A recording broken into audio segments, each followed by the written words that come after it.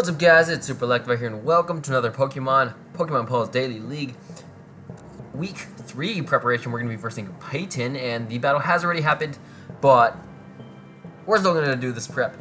And basically the Venusaur set is pretty standard. I had a filler on the third slot, so knockoff is, I just put that there as kind of filler, but it does take off the items of a lot of his Pokemon, including Mew, Vaporeon, Tangrowth, Flygon, Miltank, and Doublade.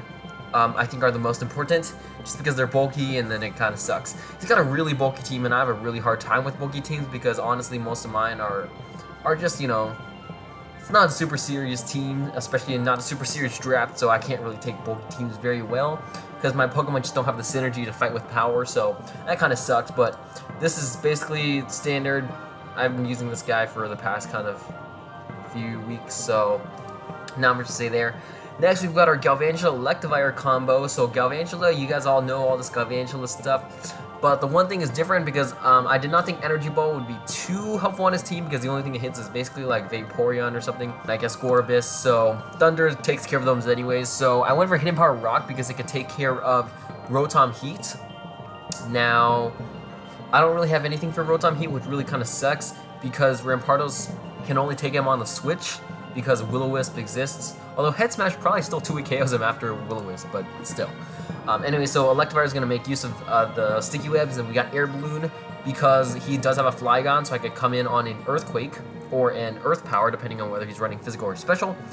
And honestly, all these moves are pretty standard. I've been using the same kind of stuff. Cross Chop will hit his Miltank, and it will hit his Skuntank and Mega Lopunny. Ice Punch is going to be there for Flygon and Tangrowth. Wild Charge is going to hit his Vaporeon and his Gorebyss.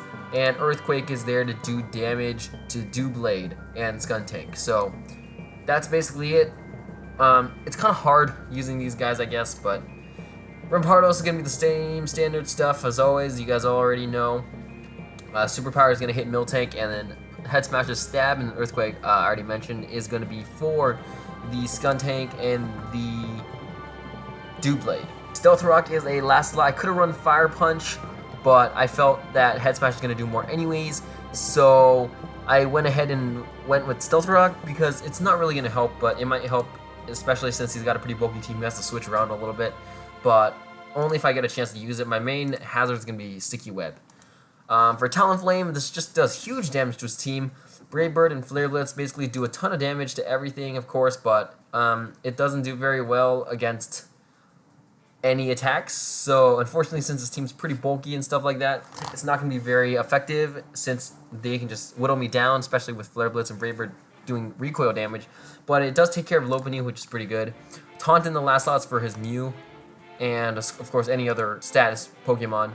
And Roost is going to heal me. I went with Sharp Beak. And I went with Full Bulk because honestly my speed doesn't really matter. I don't really need Flare Blitz to get for anything except for maybe like Tangrowth or something like that.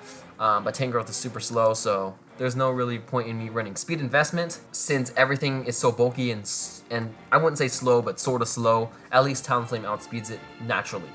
So that's Talonflame, and then Hitmonlee is going to have my Lychee Berry Endure set with Rapid Spin because I can't take hazards at all.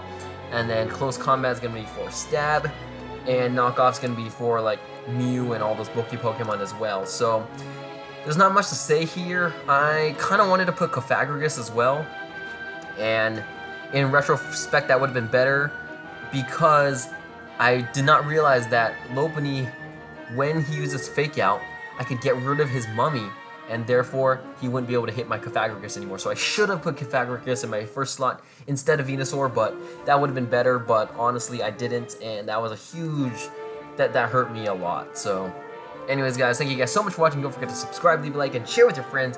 But until next time guys, see you guys later.